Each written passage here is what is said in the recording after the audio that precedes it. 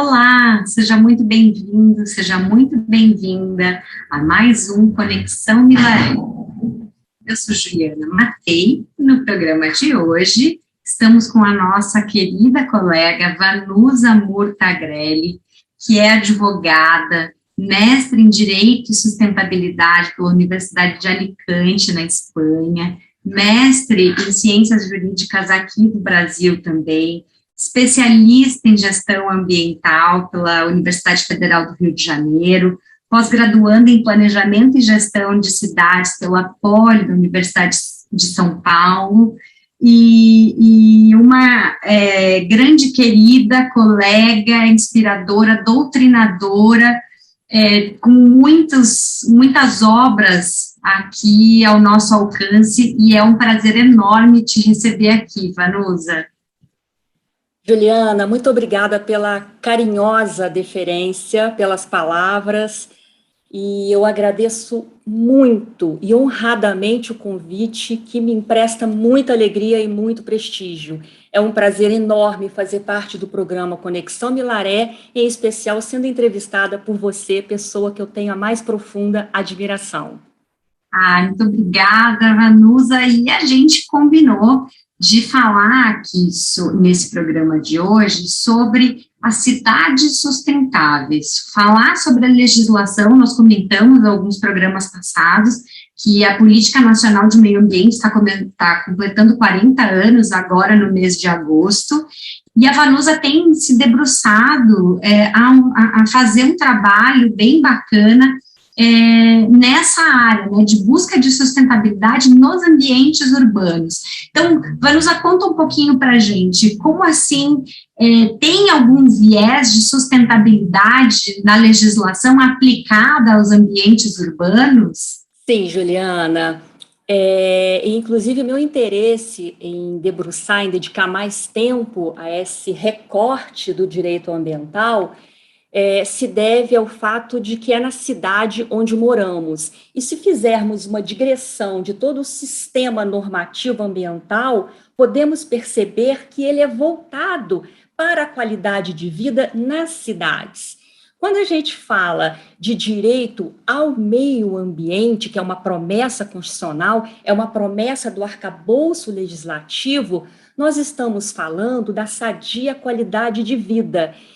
Para que haja efetiva sadia qualidade de vida, necessário se faz dois elementos fundamentais, quais sejam os serviços ecossistêmicos, que vem tratado, é a matriz de toda a legislação ambiental, né? E esse serviço ecossistêmico, ele é manifestado através de 4 categorias, quais sejam os serviços de provisão, por exemplo, a água, o serviço de suporte, que pode ser demonstrado através da polinização e também da manutenção da biodiversidade. E a terceira categoria seria o serviço ecossistêmico de regulação.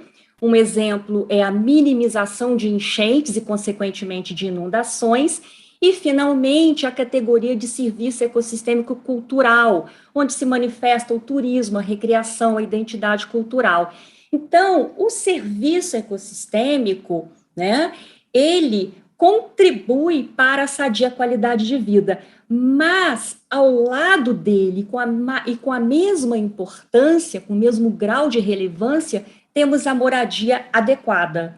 Né? E toda essa proteção da legislação ambiental, essa proteção que se coloca nas intervenções ambientais, tem por objeto, ele repercute, né, nos serviços ambientais. O objeto primeiro é a proteção dos elementos do ecossistema, que compõem os ecossistemas, mas a repercussão é a prestação de serviços ambientais e, consequentemente, fornecer qualidade de vida. Mas vale ressaltar que a qualidade de vida depende também da moradia adequada, e a gente pode extrair os fatores da moradia adequada também da legislação ambiental e urbanística. Várias perguntas aqui já para nós conversarmos, especialmente sobre o pagamento por serviços ambientais, que é algo bem curioso, mas antes da gente falar sobre pagamento por serviços ambientais, fala um pouquinho. Quando a gente fala de ordenamento urbano, é difícil nós falarmos de algo que seja estratégico, né, um planejamento estratégico desses ambientes urbanos que são altamente dinâmicos e que boa parte foi sedimentada ou à margem da lei ou à míngua da lei, né? Nós tivemos aí uma espécie de revolução ambiental nas últimas décadas e isso não acontecia anteriormente. Então, como é que você enxerga essa questão do planejamento estratégico no ambiente urbano, no ordenamento urbano? Juliana, É só uma utopia?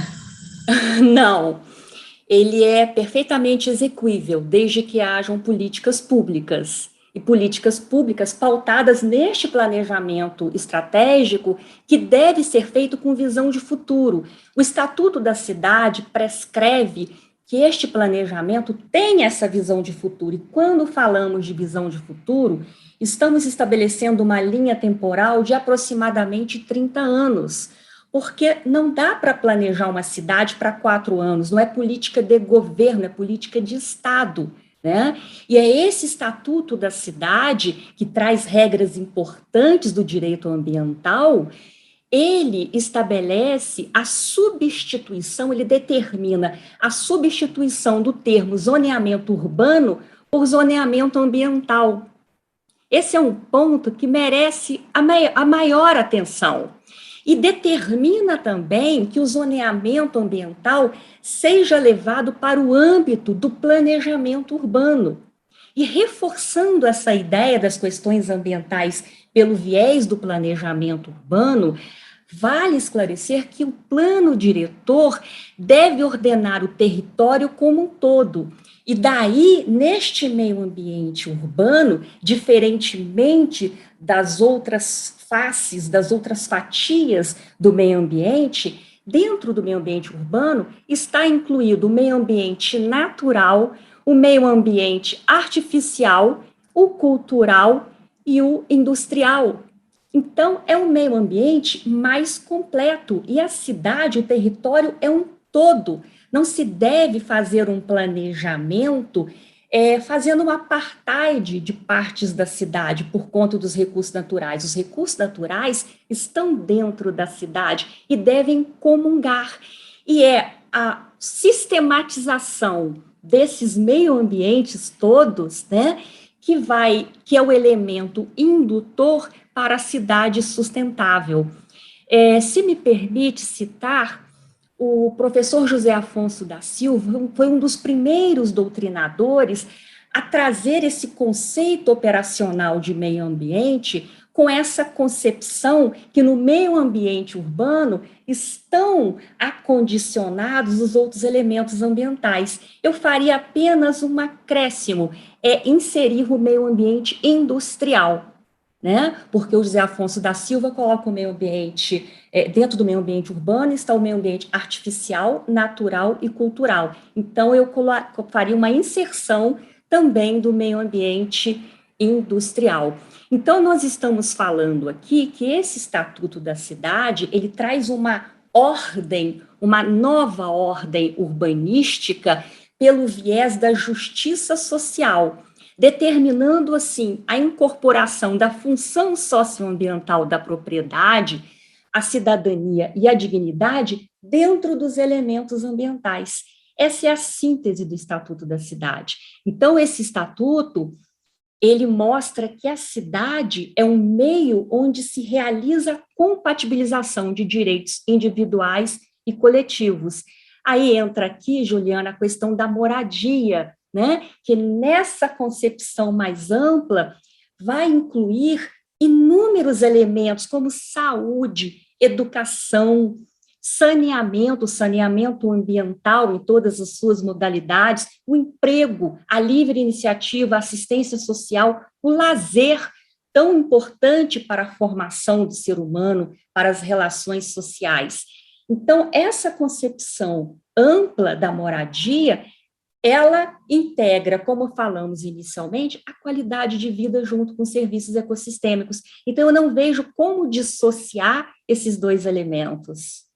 Mas, Vanusa, me esclarece uma coisa aqui, por gentileza. Nós estamos falando sobre a aplicação da legislação da ordem urbanística, né? Então, você tocou muito bem ali no Estatuto da Cidade, que para mim é uma lei que é subutilizada, né? Ou subvalorizada, inclusive, no nosso ordenamento. E do ponto de vista, assim, de análise da legislação, a nossa legislação, então, ela é efetivamente uma boa legislação, considerando, por exemplo, que nós temos uma grande quantidade de moradias, né, como você comentou, moradias instaladas em APPs, em locais inadequados do ponto de vista de defesa civil, e assim por diante. Onde é que está o nosso gargalo? Juliana, você tocou num tema da maior relevância e muito delicado, né? Que me remete à ideia das autoconstruções que existem em APP. A legislação ambiental no Brasil, né? Eu vou partir do início da pergunta, né? A legislação ambiental no Brasil, ela é muito bem formulada. De uma maneira geral, inclusive entendo que ela é um exemplar para outros países, como a Lei da Política Nacional do Meio Ambiente, né? É uma lei da maior relevância, a Lei da Ação Civil Pública, e temos outras leis também com muita importância, como a própria Lei do Pagamento de Serviços Ambientais. Ocorre que nós temos inúmeros atos infralegais que atropelam a legislação posta dentro das competências e dentro do princípio da legalidade, né? E a incorreta ou a inadequada aplicação, interpretação de normas infraconstitucionais atropelam a vida na cidade. Isso causa um transtorno. Evidentemente que existem irregularidades nas cidades, como existem irregularidades em todas as searas.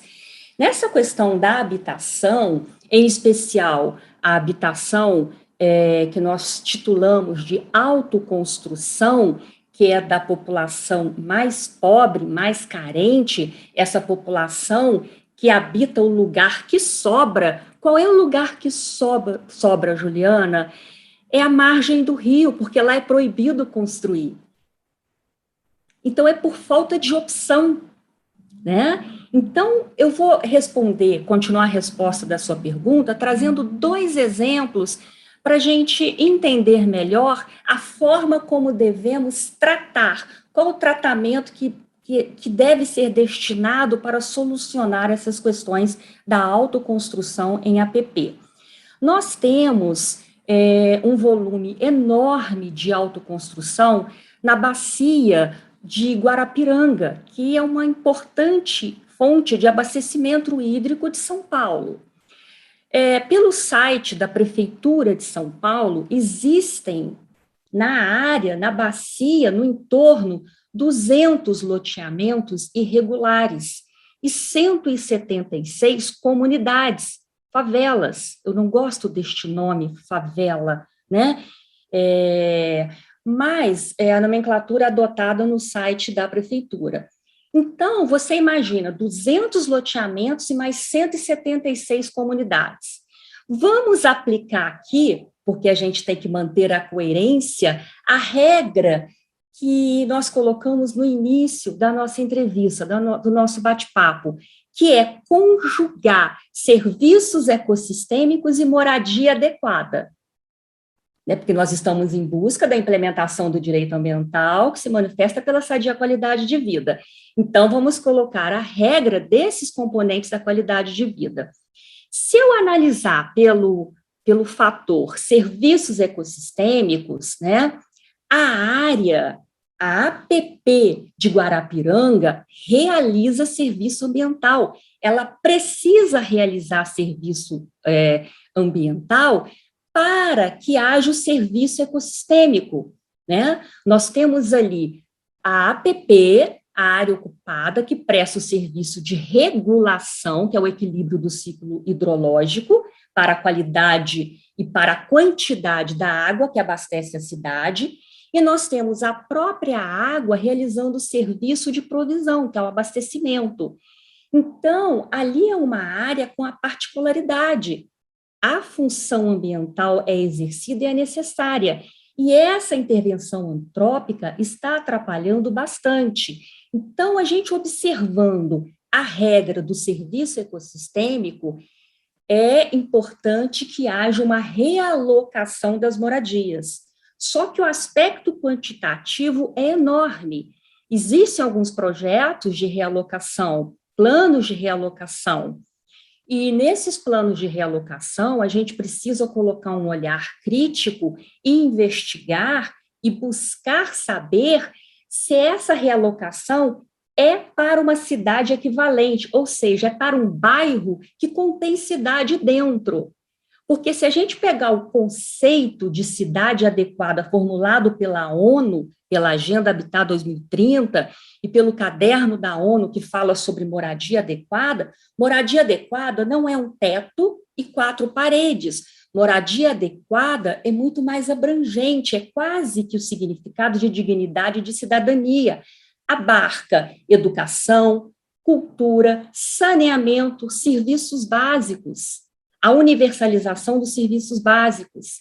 Então, isso é moradia. Então, para fazer a realocação, eu não posso pensar, eu não tenho este direito, eu não tenho esse poder de pensar exclusivamente no serviço ambiental, que é essencial e deve ser pensado, mas eu tenho que pensar também nessas pessoas, são seres humanos que estão ali.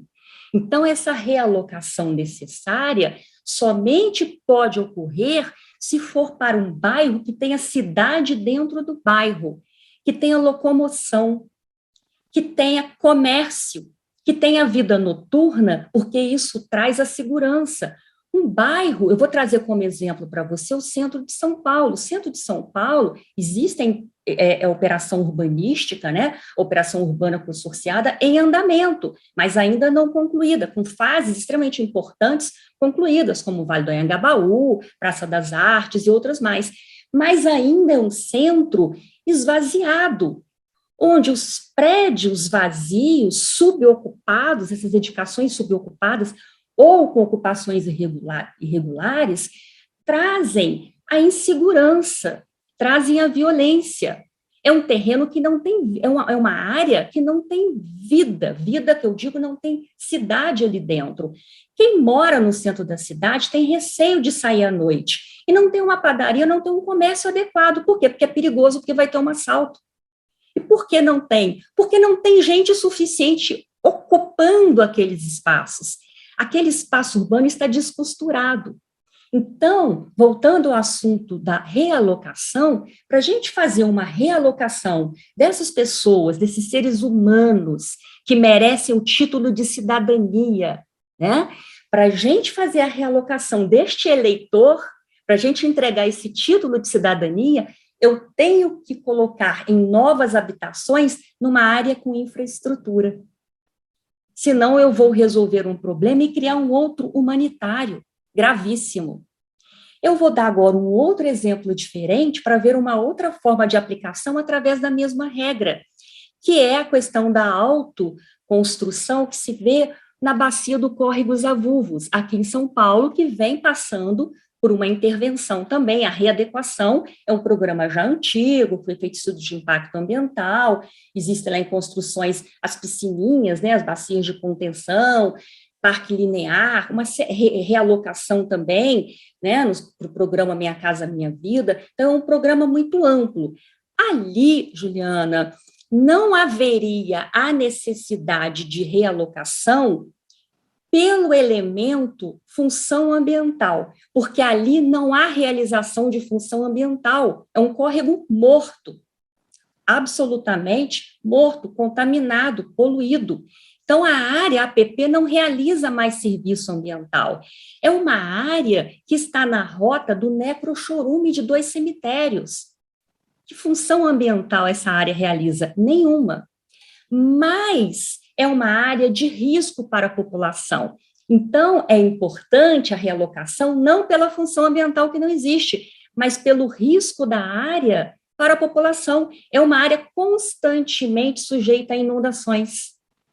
É uma área sem saneamento. como eu disse, é uma área que é a rota do necrochorume de dois cemitérios. Então, por esta motivação, é importante que tenha essa realocação. E a realocação aqui vai ser pelo viés da moradia adequada, né? É importante que se more num lugar onde se sinta o cheiro da própria comida, Juliana, e não daquele esgoto. Eu ouvi esses dias, numa aula lá na USP, com uma grande professora, que é da Sabesp, ela retratando o quanto é difícil quando se leva estruturas de saneamento para dentro de comunidades. É difícil a comunidade aceitar essas intervenções. E não há espaço adequado para passar canalização.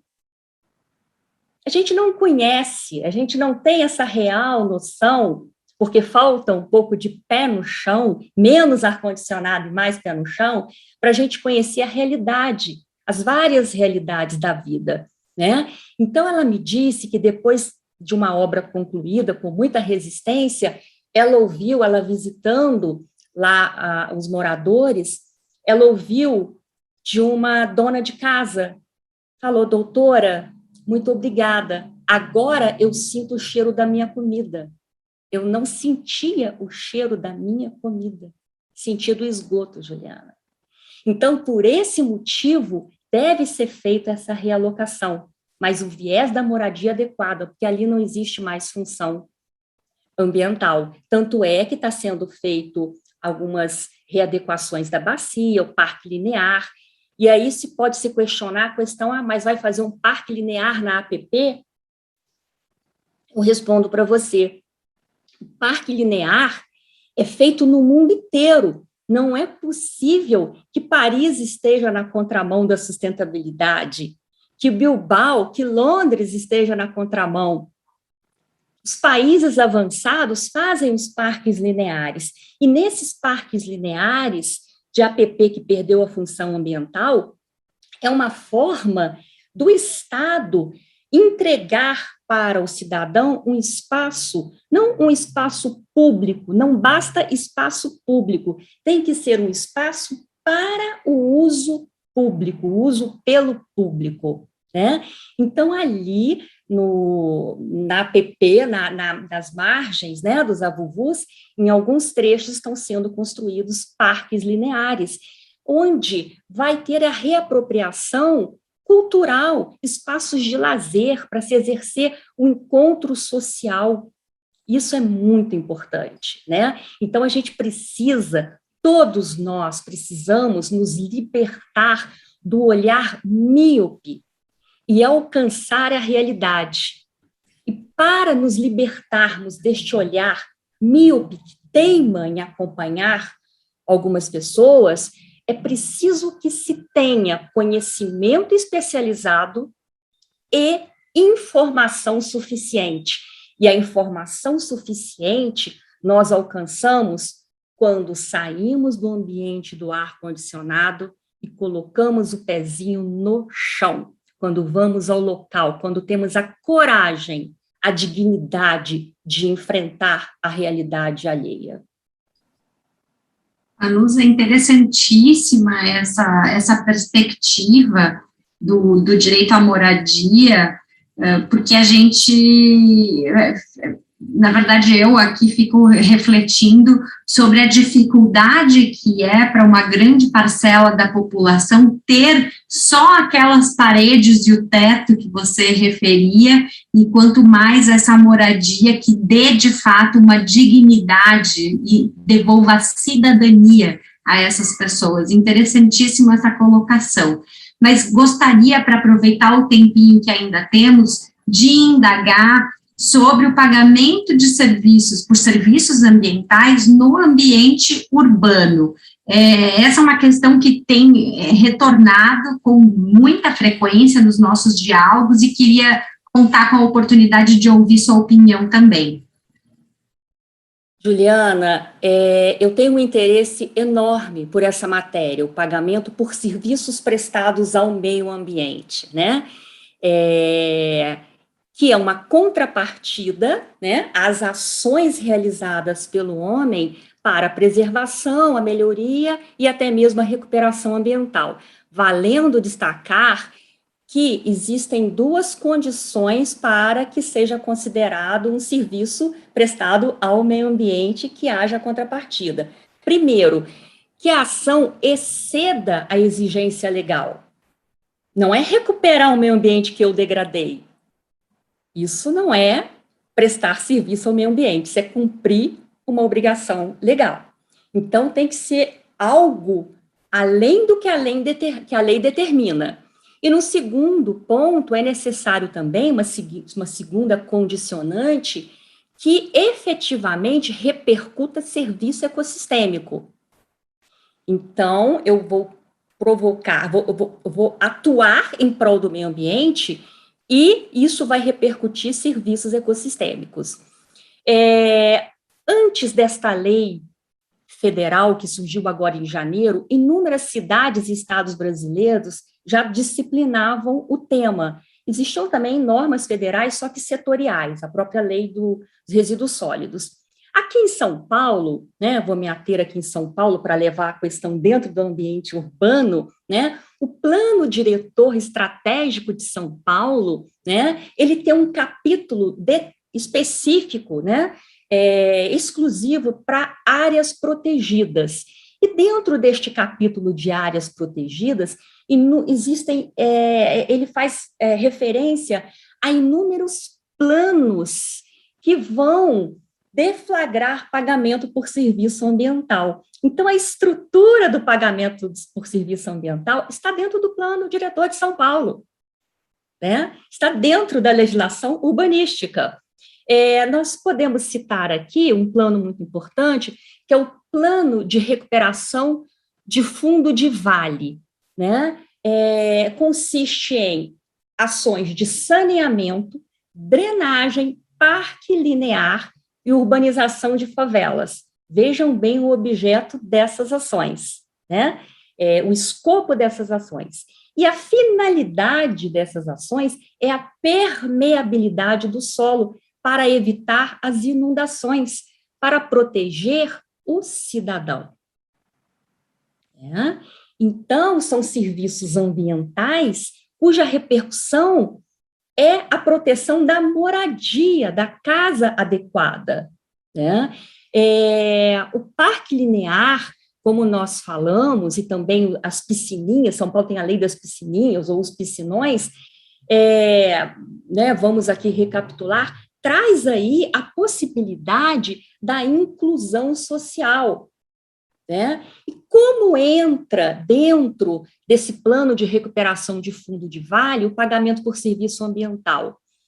Pense bem, o município faz uma intervenção urbanística e constrói, um dos elementos da intervenção, um parque linear. O parque linear traz embelezamento, além da questão ambiental, traz o embelezamento paisagístico e valorização imobiliária. Imagina do lado desse parque linear se tem um shopping. Não é interessante para este shopping fazer a adoção do parque linear, cuidando da sua manutenção e fazendo todo um marketing em cima disso? Qual seria um pagamento? Não precisa nem ser em espécie. Ele pode receber o direito de colocar placas e fazer divulgação. Ubatuba tem isso, há anos no município de Ubatuba. Quem adota uma área pública, uma área verde na cidade, para uso do cidadão, tem direito de afixar uma placa sem pagar as taxas para isso. Então, existem inúmeras formas, né? O programa Córrego Limpo também em São Paulo, ele tem uma possibilidade de adesão muito grande. Por enquanto, ele é implementado pelo poder público, mas ele tem uma possibilidade de adesão muito grande ao pagamento por serviço ambiental. As pessoas podem adotar, né, essa manutenção, essa recuperação do meio ambiente, e ou podem receber uma isenção ou a diminuição do IPTU, né? Podem receber em espécie ou podem receber, como exemplo, aí, a questão da fixação de placas. Então, existem inúmeras formas, né? E a legislação de São Paulo, muito sabiamente, coloca que para que a pessoa se cadastre para realizar prestação por serviços ao meio ambiente, ela precisa comprovar uma conduta séria em relação ao meio ambiente, ela não pode ser um infrator ambiental, ela não pode ter uma dívida na área ambiental. Então, assim, existem inúmeras formas de se executar essas ações de melhoria ambiental na cidade e ainda entregar ao autor dessas ações um pagamento, né? Nós temos outros planos também que advêm do Plano Diretor Estratégico de São Paulo, que é o Plano de Arborização Urbana, Plano de Mata Atlântica Municipal, Plano de Conservação e Recuperação de Áreas Prestadoras de Serviços Ambientais, né? Isso foi aprovado pela resolução CADES. Então, existem várias normas, né, que, evidentemente, agora vão se enquadrar nas diretrizes da lei federal e podem repercutir cidade inclusiva e cidade equivalente. Isso é muito importante para contribuir nesta requalificação, nessa costura do tecido urbano que tanto precisamos nas cidades em geral. Luz, é uma alegria para nós que estamos aqui em São Paulo, ter uma estudiosa do direito como você, porque eu acredito que nada mais perfeito, que união mais perfeita essa de uma estudiosa desse tema como você, com uma cidade rica como é São Paulo. Talvez não existisse cidade no país com tanta riqueza, com tanta diversidade de situações para serem estudadas, né, e colocadas aí nessa perspectiva de requalificação. Uma verdadeira aula sobre o assunto, como não poderia deixar de ser. Nós só temos a agradecer mais uma vez pela sua presença aqui, enriquecendo o nosso programa. Muitíssimo obrigada pela sua participação, Vanusa. Juliana, um prazer enorme, muito obrigada. Estou à disposição sempre de vocês, completamente à disposição de vocês, e agradeço muito essa troca, esse diálogo que estabelecemos hoje. E como você disse, São Paulo é um universo repleto de normas urbanísticas e ambientais muito interessantes. São grandes exemplares. O próprio plano diretor foi premiado. É uma cidade maravilhosa para a gente realizar esses estudos e essas pesquisas. Com certeza a gente vai gostar muito de poder conversar mais sobre algumas dessas iniciativas, Vanusa. Muito obrigada, e muito obrigada a você que nos acompanha sempre.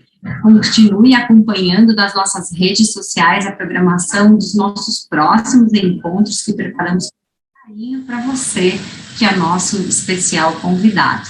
Nos vemos em breve. Até lá!